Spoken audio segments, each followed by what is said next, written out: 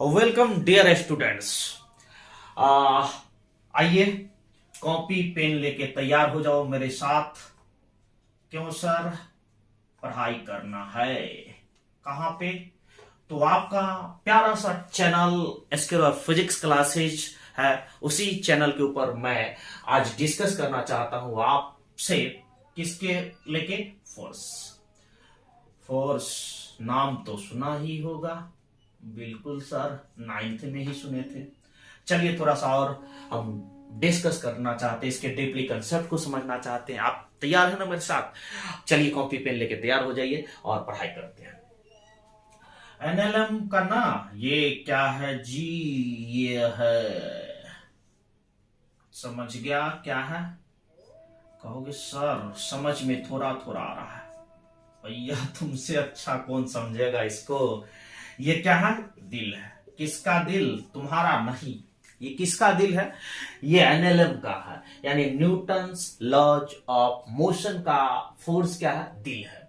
और most important point है, सब जगह पे इसकी जरूरत पड़ेगी, इसलिए आज हम डिस्कस करना चाहते हैं दिल का, यानी फोर्स से रिलेटेड कुछ बातें समझना चाहते हैं। चलिए आइए समझते हैं। हम आपको बता दें कि यहां पे ये कोई ऑब्जेक्ट रखा गया है। क्या है? ऑब्जेक्ट है। सही है। आप कहोगे सर ये ऑब्जेक्ट कौन से स्टेट में है? तो भैया ये रेस्ट में रखा गया है। क्या है? रेस्ट में रखा गया है। आपने यहां पे क्या किया? कोई एक्सटर्नल कॉज दिया, जिसके वजह से ये बॉडी ना यहां पे मूवमेंट होके आया है। ये बॉडी वही बॉडी है जी, सेम बॉडी, लेकिन फर्क ये है कि ये बॉडी अब ना मोशन में आ गया है। क्या हो गया? मोशन में। तो पहले तो रेस्ट में था, अब क्या हो गया? मोशन। यानी कि इस बॉडी ने अपने स्टेट को चेंज किया है। क्या किया है? स्टेट को चेंज किया है। तो स्टेट को चेंज वैसे थोड़ी हो जाएगा। मान के चलिए कि यदि कोई बॉडी हम रेस्ट में है, कोई आके आया धक्का दे दिया, तो हम क्या हुआ? मोशन में चले गए। तो मोशन में चले गए तो कोई काउज हुआ, तभी तो मोशन में हुए। तो स्टेट में चेंज हुआ, यह कहीं ना कहीं कोई एक कारण हुआ है। क्या हुआ? कारण हुआ है, जिस काउज की वजह से इस बॉडी के स्टेट में क्या हो गया? ये रहा बॉडी, जिसके वजह से इसके स्टेट में चेंज हो गया, यानी रेस्ट से क्या हो गया? मोशन में हो गया। तो जिस काउज की वजह से स्टेट चेंज हो रहा, that cause is called force. Force क्या किया? बॉडी के स्टेट में क्या हो गया? चेंज, यानी रेस्ट से क्या किया? मोशन में लाया। या फिर ऐसे भी हो सकता है, कोई गाड़ी आ रही है यूं मोशन में, और उसको आपने ऐसे क्या किया? फोर्स लगा दिया। काउज की वजह से वह बॉडी क्या हो गया? जो मोशन में थी वह रेस्ट में आ गया। तो कहीं ना कहीं स्टेट में जो चेंज हो रहा है ना, ऐसे ही काउज को आप क्या कहोगे? क्या कहिएगा भैया? कहिएगा फोर्स। या ऐसे भी कह सकते हो, फोर्स जो है ना वह टाइप है। किसका? तो ये टाइप है पुश का या फिर पुल का। दो कंडीशन, दो सिचुएशंस में लगता है फोर्स। या तो आप धक्का दे सकते हो यू, या फिर यू पुल, पुल या पुश। तो टाइप है पुश का या पुल का, जो क्या करती है? चेंज करती है, या फिर ट्राई टू चेंज। कौन सी को भैया? स्टेट को। ट्राई टू चेंज, चेंज या ट्राई टू चेंज स्टेट। और स्टेट तो पहले ही बताया था, रेस्ट का या फिर मोशन का। तो ऐसे ही काउज को आप क्या कहोगे? फोर्स कहोगे। यानी force is the type of push या फिर पुल, जो क्या करती है? चेंज करती है, या फिर कोशिश करती है, ट्राई टू चेंज। कौन सी? स्टेट को। स्टेट परिवर्तन करता है या फिर परिवर्तन करने की कोशिश करता है। कौन से? रेस्ट को या फिर यूनिफॉर्म मोशन को। तो ऐसे ही काउच को क्या कहोगे, ऐसे ही पुश या पुल के जो काउच है उसी को क्या कहोगे, फोर्स कहोगे। और दो सिचुएशंस में लगता है, या तो यू पुश या यू पुल, तो पुश या पुल हो सकता है। चलिए, और ये न्यूटन्स के फर्स्ट लॉ से डिफिनीशंस मिलता है, बताए थे हम आपको, भूल गया क्या? नहीं सर, याद किए हुए हैं। अगर नहीं याद है तो जाके आप पहला वीडियो को देख सकते हो। चलिए, आज और भी कुछ बातें फोर्स से रिलेटेड कुछ पॉइंट है। आपसे कोई पूछे कि क्वांटिटी कौन सा है, तो डायरेक्शन है इसमें, इसलिए ये क्वांटिटी वेक्टर। ठीक है, आपको हमने इसके लिए एक फॉर्मूला बताया था, F बराबर ma। कहां से आया बताओ? न्यूटन के सेकेंड लॉ से। चलिए, वेरी गुड। SI यूनिट, कोई आदमी इसका ऐसा यूनिट बताइए तो मास का केजी, एक्सेलरेशन का मीटर पर सेकेंड स्क्वायर, लेकिन ज्यादा फेमस आपका न्यूटन है। सर आइजैक न्यूटन के नाम पे रखा गया, तो फोर्स की यूनिट न्यूटन। CGS यूनिट बताइए? डाइन, वो वाली डाइन नहीं जो सोच रहा है, डाइन। और जानकारी के लिए आपको बता दे, 1 न्यूटन में 10⁵ डाइन होता है। डायन डायन, डरना नहीं है जी। 1 न्यूटन में कितना डाइन? 10⁵ डाइन। चलिए, वेरी गुड। और डायमेंशन आपसे कोई पूछे तो ये होता MLT-2, याद कर लीजिएगा। डायमेंशन क्या होता है? MLT-2 होता है। ये फोर्स की डेफिनेशन थी। अब जो है ना, वह बातें करते हैं हम, क्या बातें करेंगे? Types of force. फोर्स के कितने प्रकार होते हैं, चलिए देखते हैं। Types of force. फोर्स का कितना टाइप होता है? फोर्स का सो मेनी टाइप्स होता है, लेकिन जो मेन टाइप्स है ना, उसके ऊपर मैं बात कर रहा हूं। क्या होता है सो देखिए, एक तो यहां से अब बना नॉन कंटैक्ट फोर्स। कौन से फोर्स? Non contact force. और एक क्या बना?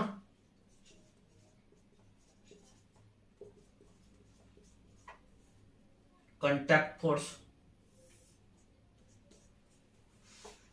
पूरे फिजिक्स में फोर्स भरा पड़ा है। न्यूक्लियर फोर्स केमिस्ट्री में पढ़े होइएगा। और एक और है वीक फोर्स। क्या है? Weak force.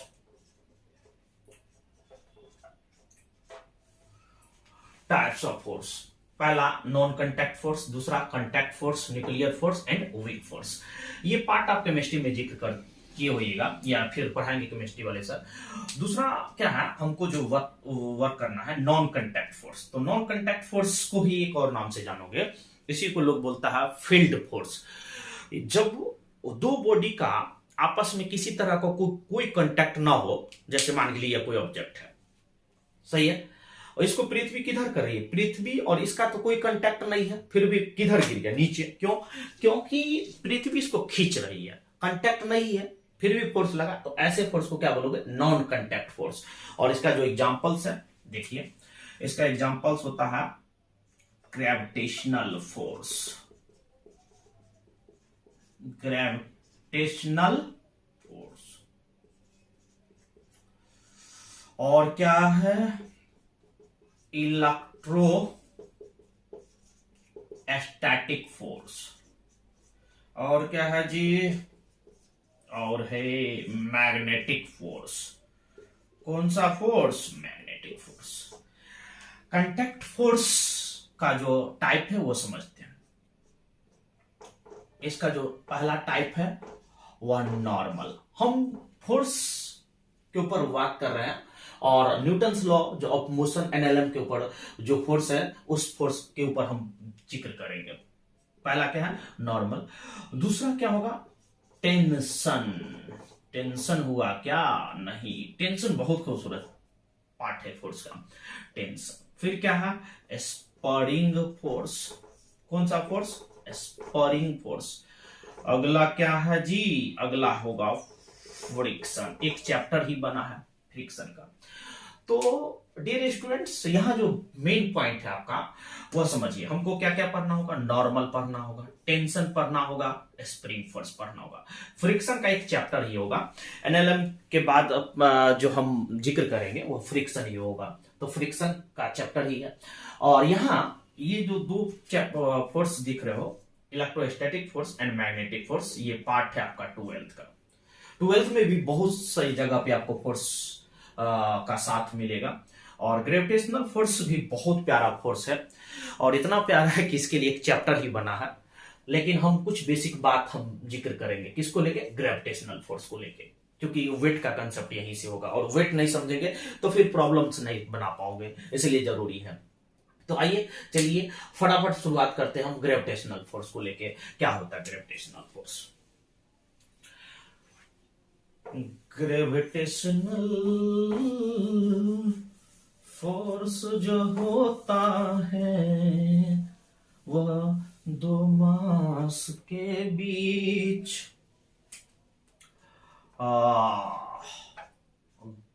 Gravitational force. कौन सा फोर्स है? Gravitational force. शॉर्ट में इसको क्या कहोगे? जीएफ।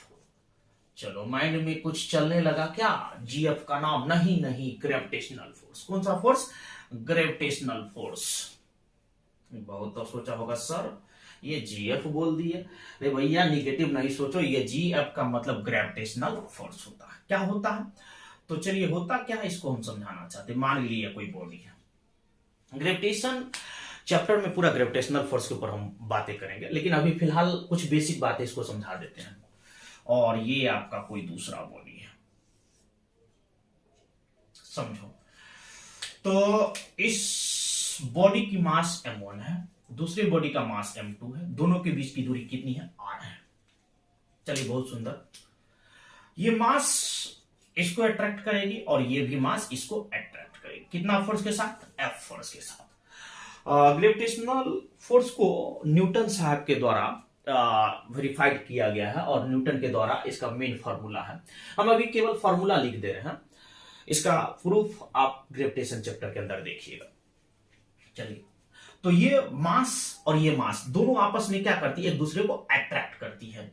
ब्रह्मांड का प्रत्येक कण दूसरे कण को अपने तरफ आकर्षित करती है अकॉर्डिंग टू न्यूटन। तो कितना फोर्स के साथ अट्रैक्ट करती है भैया ये?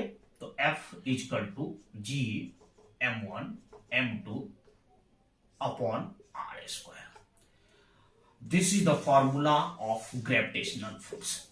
ये ग्रेविटेशनल फोर्स के लिए फॉर्मूला आप याद रखोगे, F बराबर G m1 m2 upon r square. Here G जो है ग्रेविटेशनल कांस्टेंट है और इसका वैल्यू याद रखोगे 6.67 गुने 10 टू द पावर माइनस 11 और न्यूटन मीटर पर केजी स्क्वायर याद रखोगे। और ग्रेविटेशनल फोर्स जब कभी भी नेचर में होगा तो ये हर हमेशा अट्रैक्टिव होगा। क्या होगा? अट्रैक्टिव। यानी दो मास के बीच जब कभी भी होगा तो अट्रैक्शन होगा, कभी भी भैया रिपल्सन नहीं होगा, याद रखोगे। दो मास के बीच जब कभी भी होगा तो मोहब्बत होगी, प्यार होगी, कभी भी नफरत नहीं होगा। यानी यह अट्रैक्टिव फोर्स है, not repulsive force. Repulsive force नहीं है।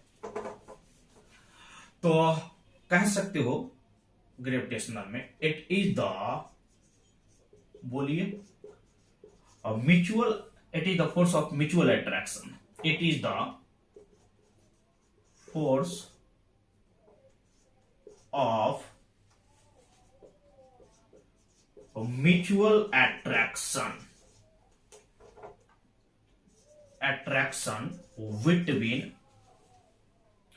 between objects by virtue of by virtue of their masses. सही है। ये कैसा फोर्स है भैया आपका, पहले ही बताए थे, मोहब्बत वाली फोर्स है। म्यूचुअल अट्रैक्शन, कभी भी रिपल्सिव नहीं होगा बिटवीन ऑब्जेक्ट्स के बीच, पहला ऑब्जेक्ट दूसरा ऑब्जेक्ट, और बाय वर्च्यू ऑफ क्या है, देयर मासेज। ये मास के बीच लगता है, कभी भी चार्ज के बीच नहीं लगता है। दो चार्ज के बीच लगता है तो वह इलेक्ट्रोस्टैटिक फोर्स होता है। और कितना याद रख लीजिएगा formula, F equal to G m1 m2 upon r square, और जी का वैल्यू इतना होता है। तो दो मास के बीच जो काम करती है उसी फोर्स को आप क्या बोलोगे, ग्रेविटेशनल फोर्स। और इसी का एक पॉइंट है वेट, या इसी को आप वेट भी कह सकते हो, वेट। जनरली आप इसको क्या कहोगे, डब्ल्यू बोलिएगा। मान के चलिए आपका कोई अर्थ है, क्या है, अर्थ है, और ये ऐसा कोई ऑब्जेक्ट है। इस ऑब्जेक्ट को पृथ्वी क्या कर रही है, किसी भी ऑब्जेक्ट, इसको क्या, किसी भी ऑब्जेक्ट को अर्थ जो है वो अट्रैक्ट करती है, यू ऐसे। तो इसको पृथ्वी, ये अर्थ है, सही है। और इस ऑब्जेक्ट का जो मास है भैया वो m है। तो पृथ्वी इसको चाहेगी ना, खींचेगी किधर के साथ, तरफ, नीचे की तरफ।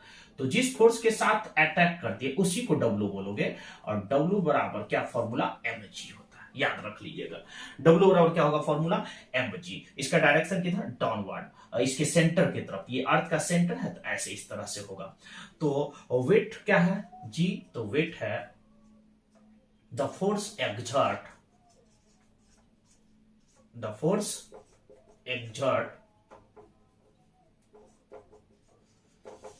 by the earth, किसके द्वारा लगती है, by the earth on any body या object। the force exerted by the earth on any object is called weight, is called weight। क्या कहलाएगा, वेट कहलाएगा। Very good. और यदि मान के चलिए इंक्लाइंड फेस हो ऐसा, इस तरह से, तो इसका वेट इस तरह से काम करेगी, ऐसे। W इक्वल टू क्या फॉर्मूला आता है, mg। और अर्थ सरफेस पे या नियर द अर्थ सरफेस, सब जगह किसी भी ऑब्जेक्ट का जो वेट होगा वह W इक्वल टू क्या फॉर्मूला याद रख लीजिएगा, mg। यार m क्या है, मास ऑफ द ऑब्जेक्ट, और g जो है ये 9.8 मीटर पर सेकेंड स्क्वायर। काइनेमेटिक्स में हमने आपको बताया था, और g जो है एक्सेलरेशन ड्यू टू ग्रेविटी है। चलिए, बहुत सुंदर, ग्रेविटेशनल फोर्स देख लिए। वेट इसी का पार्ट था। वेट का डायरेक्शन जो होता है किधर होता है, नूनू रे बोलो, वह होता है टुवर्ड्स द अर्थ सेंटर। किधर की तरफ, अर्थ सेंटर की तरफ। चलिए, अब क्या है, अब जो है वह है कांटेक्ट फोर्स के ऊपर कुछ बातें, इसको हम बताना चाहते हैं। नॉर्मल, क्या है, नॉर्मल, या नॉर्मल रिएक्शन भी कर सकते हो, N से या फिर R से इंडिकेट करते हैं। चलिए, इंपॉर्टेंट पॉइंट है, हम आपको नॉर्मल के बारे में समझाना चाहते हैं। देखिए, मान के चलिए ये कोई बॉडी है इस तरह से, और ये कोई सरफेस है इस तरह से। तो ये सरफेस पे ये रखा गया है, ये गिरने की टेंडेंसी इस ऑब्जेक्ट की किधर है, नीचे की तरफ। तो कहीं ना कहीं ये जो है, ये सरफेस इसको रोक के रखे हुआ है। तो ये जो ऊपर की तरफ फोर्स लगा रही है वो इसी को क्या कहेंगे, नॉर्मल। और नॉर्मल तब होगा ना जब आपका कांटेक्ट होगा। क्या होगा, कांटेक्ट। और कांटेक्ट नहीं होगा तो फिर नॉर्मल होगा क्या, नहीं। ये सरफेस के परपेंडिकुलर होता है। क्या बोलोगे, सरफेस के परपेंडिकुलर। ये जब कभी भी होगा तो कांटेक्ट सरफेस के परपेंडिकुलर, यानी ऐसे कह सकते हो, act perpendicular to the contact surface. ये तब काम करेगी जब कांटेक्ट हो और कांटेक्ट सरफेस के परपेंडिकुलर। जैसे मान के चलिए, समझो, समझ रहे हो ना जी, कि सो रहे हो, सोना नहीं है, सोना नहीं है, सोगे तो फिर बहुत रोगे, इसीलिए जगो देखो। और ये क्या है तेरा? ब्लॉक है। ये क्या है? ब्लॉक है। ये टेबल है और ये ब्लॉक है। इस ऑब्जेक्ट का जो वेट है भैया, वो वेट किधर काम करेगी? नीचे। कितना? W इक्वल टू, हमने पढ़ा है W इक्वल टू कितना? M। अच्छा, इसका मतलब इस बॉडी का मास m है, ब्लॉक का मास m है। जी बिल्कुल।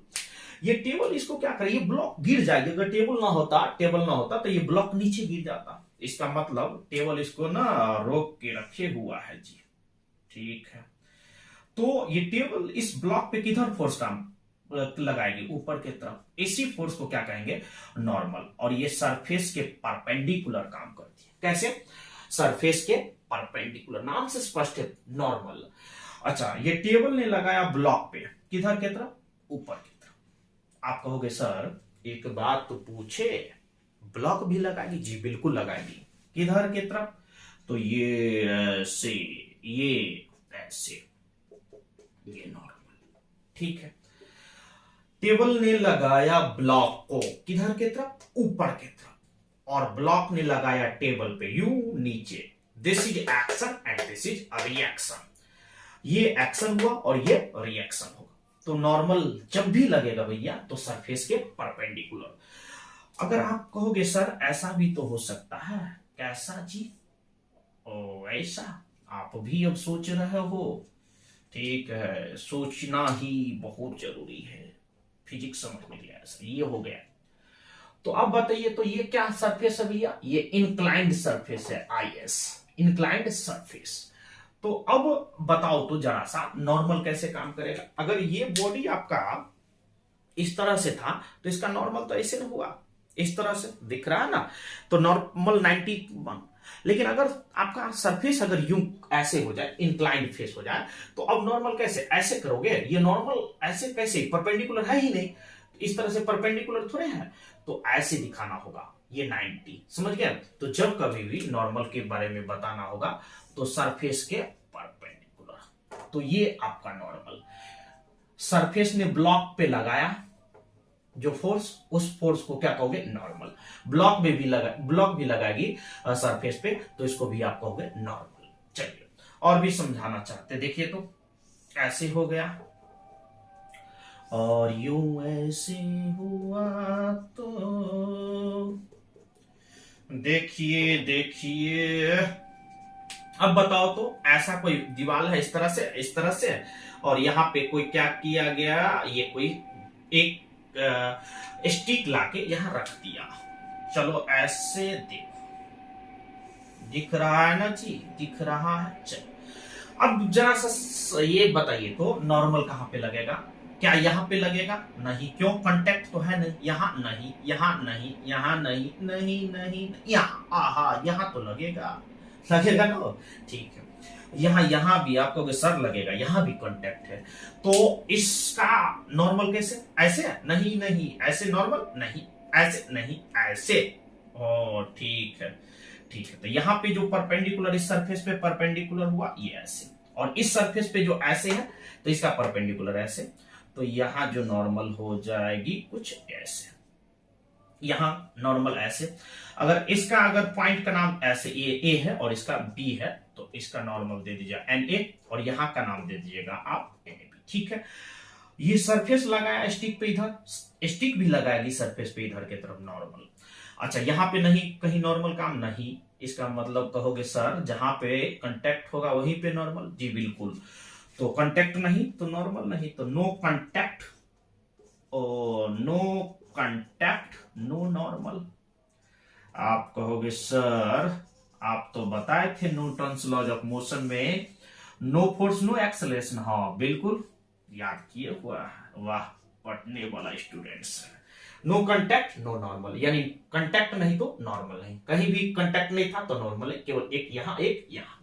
आप कहोगे सर अच्छा लग रहा है, दो और एग्जांपल्स बताते तो समझ में आ जाए। चलिए, बहुत खूबसूरत चीज लाइए। ऐसे यूं डंडा लाया गया, ऐसे दिखाया गया। अब बताओ, पढ़ने वाले स्टूडेंट सब है ना, तो बताओ कहाँ कहाँ नॉर्मल काम कर रहा भैया, कहाँ कहाँ नॉर्मल, कहाँ कहाँ कहाँ कहाँ कहाँ सोच लिया? चलो सोच लिया, बताओ। यहाँ पे नहीं, यहाँ पे नहीं, केवल यहाँ पे और एक यहाँ पे। इसका नॉर्मल ऐसे बता दीजिए, वाह क्या बात है। और यहाँ पे ऐसे, इसका नॉर्मल n1 और इसका नॉर्मल n2। समझ में आ रही बात? नॉर्मल फोर्स बता रहे हैं, और नॉर्मल जब प्रॉब्लम बताएंगे तो नॉर्मल का कंसेप्ट बहुत प्यारा कंसेप्ट होगा। आप कहोगे सर अगर ऐसा कह दिया जाए, ऐसे कहा जाए तो नॉर्मल बताइए, बताइए आप सोच के। और मान के चलिए ये कोई बॉडी है, ऐसा ये सरफेस पे रखा गया, क्या रखा गया? इस सरफेस पे। तो इसका नॉर्मल कैसे? ऐसे यू नॉर्मल सरफेस के परपेंडिकुलर काम करता है, इसको आप नॉर्मल कहोगे। और भी सो मेनी एग्जांपल्स आप लीड कर सकते हो। ये ऐसा सरफेस, ये कोई बॉल रख दिया गया, तो नॉर्मल कहां पे? एक तो यहां पे नॉर्मल ऐसे, और एक यहां पे। तो नॉर्मल जब कभी भी होगा सरफेस के परपेंडिकुलर काम करेगी, और सिचुएशन बदलने से नॉर्मल का डायरेक्शन बदलते रहता है। और दूसरी बात, कांटेक्ट नहीं तो नॉर्मल नहीं, और नॉर्मल वेरिएबल फोर्स है। तो ये नॉर्मल फोर्स के बारे में हम आपसे बात किए। फिर मिलते हैं अगले क्लास में टेंशन को लेके। टेंशन नहीं लेना, बिल्कुल हम आपके साथ है। फिर मिलते हैं अगले क्लास में, इसको प्रैक्टिस कीजिए और देखेंगे फिर आगे प्रॉब्लम्स भी। चलिए।